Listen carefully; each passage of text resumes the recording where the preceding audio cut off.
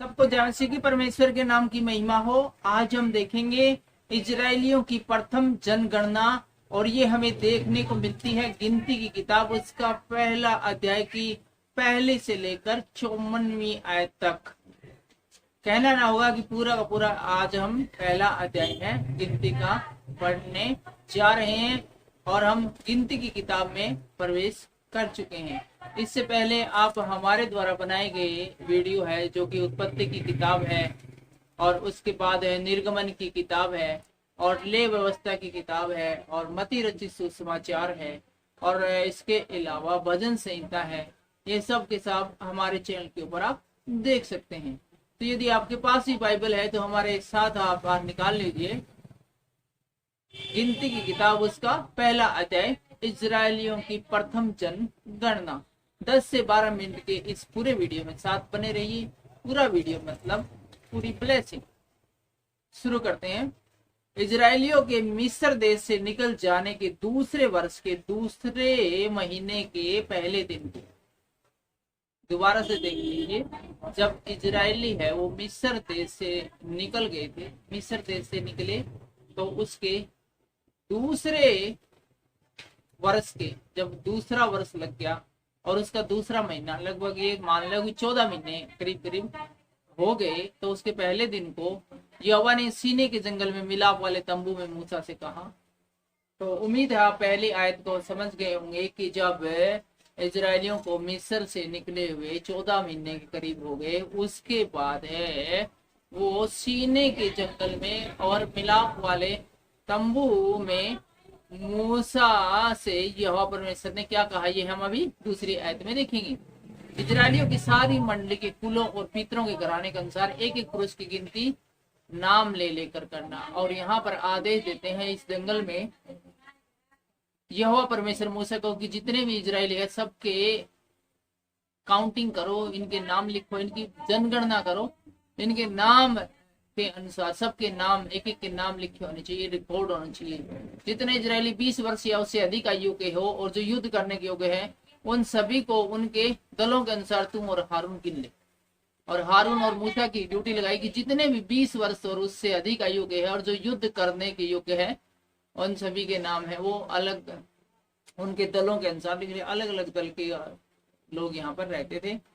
और तुम्हारे साथ एक एक गोत्र का एक एक पुरुष भी हो जो अपने पितरों के घराने का मुख्य पुरुष हो। और जैसे कि हम मानते हैं कि 12 गोत्र थे तो यहोवा परमेश्वर ने कहा कि एक एक गोत्र का एक एक व्यक्ति भी तुम्हारे साथ हो जब तुम उनके गोत्रों की काउंटिंग कर रहे हो, गिनती कर रहे हो। और तुम्हारे उन साथियों के नाम ये हैं और तुम्हारे साथ जो लोग रहेंगे उनके नाम क्या क्या है। रूबेन के गोत्र से तो सदेऊर का पुत्र एलूसूर होना। और जब तुम रूबेन का जो गोत्र है उसमें से तुम्हारे साथ कौन होगा, एलीसूर। और शिमेन के गोत्र में से कौन होगा, शूरीदे का पुत्र शमूएल। कौन होगा, शमूएल। और यहूदा के गोत्र में से अमीनादाब का पुत्र नहशोन। कौन होगा, नहशोन। और इसाकार के गोत्र में से शुआल का पुत्र नतनेल। कौन, नतनेल होगा। और जबूलून के गोत्र में से हेलोन का पुत्र एलियाब। कौन, एलियाब। और यूसुफ वंशियों में से ये है अर्थात प्रेम के गोत्र में से अमीहूद का पुत्र एलीशीमा। और मनसे के गोत्र में से पदाशूर का पुत्र गमलिएल। कौन, गमलिएल। और बिन्यामीन के गोत्र में से गिदोनी का पुत्र अबीदान। कौन, अबीदान। और दान के गोत्र में से अमीशत का पुत्र एहेजर। और आशेर के गोत्र में से आक्रोन का पुत्र पगीएल। और गाद के गोत्र में से दुएल का पुत्र एलियाशाब। और नप्ताली के गोत्र में से एनाम का पुत्र अहीरा। और मंडली में से जो पुरुष अपने अपने पितरों के गोत्रों के प्रधान होकर बुलाए गए हैं यही है। और ये इजरायलियों के हजारों में मुख्य पुरुष थे। ये जो अभी नाम बताए ये कोई ऐसे वैसे नहीं बल्कि मुख्य पुरुष थे अपने अपने गोत्रों में।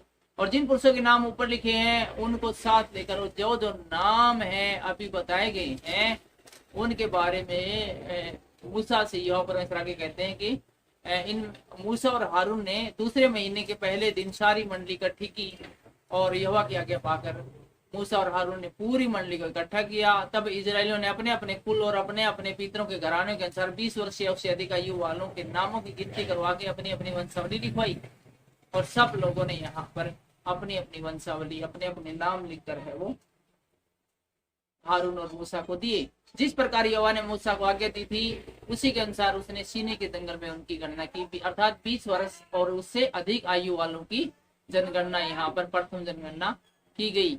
और 20वीं आयत से लिखा है, इजराइल के पहलौठे रूबेन के वंश के जितने पुरुष अपने कुल और अपने पितरों के घराने के अनुसार 20 वर्ष या अधिक आयु के थे और जो युद्ध के योग्य थे वे अपने अपने नाम के अनुसार गिने गए। और रूबेन के गोत्र के गिने हुए पुरुष 46,000 थे। जो रूबेन का गोत्र था उसके अंदर जो 20 वर्ष और उससे अधिक आयु के जितने भी व्यक्ति थे उनकी संख्या 46,000 थी। कितनी थी? 46,000। और शिमोन के वंश में जितने पुरुष अपने कुलों और अपने पितरों के घराने के अनुसार 20 वर्ष या उससे अधिक आयु के थे और जो युद्ध करने के योग्य थे वे सब अपने अपने नाम से गिने गए।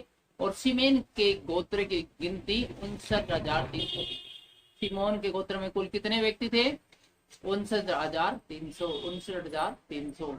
और गाद के वंश में जितने पुरुष अपने कुल और अपने पितरों के घराने के अनुसार 20 वर्ष या उससे अधिक आयु के थे जो युद्ध करने के योग्य थे वे सब अपने अपने नामों से गिने गए। और गाद के गोत्र के गिने हुए पुरुषों की संख्या 43,600 थी। गाद के गोत्र में कुल कितने व्यक्ति जिनकी गिनती की गई? 45,600। और यहूदा के वंश के जितने पुरुष अपने कुलों और अपने पितरों घराने के अनुसार 20 वर्ष या उससे अधिक आयु के थे और तो युद्ध करने के योग्य थे वे सब अपने अपने नाम से गिने गए। और यहूदा के गोत्र के गिने हुए पुरुष 74,600 थे। यहूदा के गोत्र में कुल कितने पुरुष थे? 74,600। और 28वीं आयत आगे हमें बताती है, इसाकार के वंश के जितने पुरुष अपने कुलों और अपने पितरों के घरानों के अनुसार 20 वर्ष या उससे अधिक आयु के थे और जो युद्ध करने के योग्य थे वे अपने अपने नाम के अनुसार गिने गए। और इसाकार के गोत्र के गिने हुए पुरुष 54,400 थे। इसाकार के गोत्र के जो टोटल पुरुष थे कितने थे? 54,400।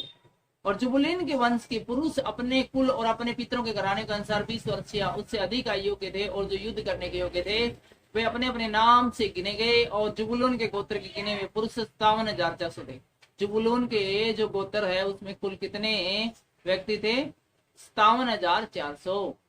और यूसुफ के वंश से एप्रेम के वंश के जितने पुरुष अपने कुलों और अपने पितरों के घराने के अनुसार 20 वर्ष या उससे अधिक आयु के थे और जो युद्ध करने में निपुण थे सब अपने अपने नाम के अनुसार गिने गए। और एप्रोम के गिने हुए पुरुष 46,000 थे।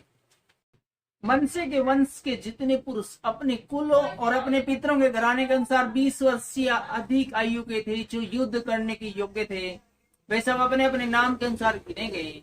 और मनसे के गोत्र के गिने हुए पुरुष 32,200 थे।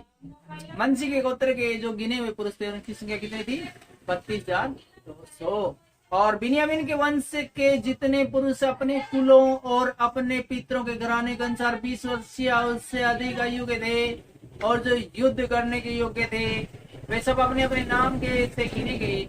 और बिन्यामीन के गोत्र के गिने हुए पुरुष 35,400 थे। बिन्यामीन के गोत्र में कितने पुरुष निकले? 35,400 थे जिनकी आयु 20 वर्ष से अधिक थी। और दान के वंश के जितने पुरुष अपने कुलों और पितरों के घराने के अनुसार 20 वर्ष या उससे अधिक आयु के थे और जो युद्ध करने के योग्य थे वे सब अपने अपने नाम से गिने गए। और दान के गोत्र के गिने हुए पुरुष 62,700 थे। दान के गोत्र में कितने पुरुष थे? 62,700 थे। और आशेर के वंश के जितने पुरुष अपने कुलों और अपने पितरों के घराने के अनुसार 20 वर्ष या उससे अधिक आयु के थे और जो युद्ध करने के योग्य थे वे अपने अपने नाम के अनुसार गिने गए। और आशेर के पुत्र के गिने हुए पुरुष 41,000 थे। आशेर के गोत्र के गिने हुए पुरुष कितने थे? 41,000 थे। और नप्ताली के वंश के घराने के पुरुष अपने अपने कुलों और अपने अपने पितरों के घराने के अनुसार 20 वर्ष या उससे अधिक आयु के थे जो युद्ध करने के योग्य थे वे सब अपने नाम से गिने गए। और नप्ताली के गोत्र के गिने हुए पुरुष 53,400 थे। नप्ताली गोत्र में कितने थे? 53,400 थे। और इस प्रकार मूसा और हारून और इजराइल के 12 प्रधानों ने जो अपने अपने पितरों के घराने के प्रधान थे उन सबों को गिन लिया और उनकी गिनती यही ठहरी। तो यहाँ पर हम देखते हैं मूसा और हारून ने और इसके अलावा इनके जो 12 प्रधान थे इन 14 लोगों ने मिलकर समस्त लोगों की गिनती कर ली, और इसलिए जितने पुरुष 20 वर्ष या उसी अधिक आयु को उन्होंने कारण युद्ध करने के योग्य थे वे अपने अपने पितरों के अनुसार गिने गए, और जिनकी आयु 20 वर्ष से थी और युद्ध करने के योग्य थे उन सब की गिनती है वो उनके घरानों के अनुसार अलग अलग कर ली गई, और सब गिने हुए पुरुष मिलकर 6,03,550 थे। तो 6 लाख के पुरुष हम देख सकते हैं, 6 लाख से ज्यादा यहाँ पर युद्ध करने के योग्य पुरुषों की गिनती करी गई। यहाँ पर पुरुष लिखा गया है तो ये पता नहीं चल रहा है कि स्त्रियां भी गिनी गई, तो हम मान सकते हैं कि पुरुषों की ही गिनती की गई है, और वो भी पुरुष भी वे जो कि युद्ध करने के योग्य थे, अर्थात जिनकी आयु 20 वर्ष से अधिक थी और जो बुजुर्ग नहीं थे। यहाँ पर हम ये मान सकते हैं कि बुजुर्गों की गिनती नहीं हुई थी, क्योंकि बार बार एक शब्द दोहराया गया है कि जो युद्ध करने के योग्य थे। कोई बुजुर्ग है जो खाट के ऊपर बैठा है या बीमार है, वो कैसे है वो युद्ध कर सकता है। चलिए जो भी है वो हम आगे देखेंगे। फिलहाल 47वीं आयत में जाते हैं, जहाँ लिखा है इनमें लेवी अपने पितरों के गोत्र के अनुसार नहीं गिने गए, और लेवियों की गिनती यहाँ पर नहीं की गई, क्योंकि यहोवा ने मूसा से कहा था लेवी गोत्र की गिनती इजरायलियों के संग न करना। लेवियों की गिनती इजरायलियों के संग नहीं करना, ये आदेश है मूसा को यहोवा परमेश्वर से मिला था, इसलिए उसने लेवियों की गिनती नहीं कराई। परंतु तू लेवियों को साक्षी के तंबू पर और उनके कुल सामान पर अर्थात जो कुछ उसे संबंध रखता है उस पर अधिकारी नियुक्त करना, और कुल सामान सहित निवास को वे ही उठाया करे। और लेवियों की बड़ी ही इम्पोर्टेंट जिम्मेवारी है, ड्यूटी लगाई गई थी, जो निवास का जो तंबू था उसको उठाने की इन्हीं की ड्यूटी थी, और वे ही उसमें सेवा टहल भी किया करे, और सेवा टहल भी करना इन्हीं की ड्यूटी थी। और तंबू के आसपास वे ही अपने डेरे डाला करे, और तंबू के सबसे नजदीक रहने वाले ये लेवीय गोत्र के लोग ही थे, और ये इतने इंपॉर्टेंट थे परमेश्वर की नजर में, इतने कीमती थे कि इनकी काउंटिंग तक नहीं करवाई गई। और जब जब निवास को आगे ले जाना हो तब तब लेवीय उनको गिरा दे, और जब जब निवास को खड़ा करना हो तब तब लेवीय उसको खड़ा करे, और यदि कोई दूसरा समीप आए तो वह मार डाला जाए। कितनी कठोरा कहते कि सिर्फ लेवियों को ही इस तंबू को है वो उठाना है, और तंबू को की जो सामान है इसको गिराना है ताकि आगे ले जाए। कोई दूसरा पास में भी आता है और इसके सामान को छूने की भी कोशिश करता है तो उसको मार डाला जाए। इजरायली अपना अपना डेरा अपने अपनी छावनी में और अपने अपने झंडे के पास खड़ा करे, और पर लेवी अपने डेरे तंबू के चारों ओर ही खड़े किया करे। तो सिर्फ लेवियों को इजाजत थी कि वो तंबू के चारों ओर अपने डेरे खड़े करे, लेकिन इजरायलियों को ये इजाजत नहीं थी, वो उनको दूर है वो अपने अपने डेरे हैं वो खड़े करने थे, अपने अपने छावनी में झंडे के नीचे। कहीं ऐसा ना हो कि इजरायलियों की मंडली पर मेरा कोप बढ़ गया और इजरायलियों ने गलती की, उन्होंने तंबू के पास रहने की कोशिश की, तो हो सकता है मेरा क्रोध बढ़ के ऐसा यहोवा परमेश्वर ने मूसा से कहा था। और लेवी साक्षी के तंबू की रक्षा करे, और साक्षी के तंबू की रक्षा करने की जिम्मेवारी भी लेवियों की ही थी। जो आज्ञाएं यहोवा ने मूसा को दी थी इजरायलियों ने उन्हीं के अनुसार किया। तो आज की इस वीडियो में इतना ही, मिलते हैं अगले वीडियो में जिसका शीर्षक होने वाला है छावनी में गोत्रों का कर्म। लेकिन फिलहाल इतना ही, सबको जय मसीह की जय।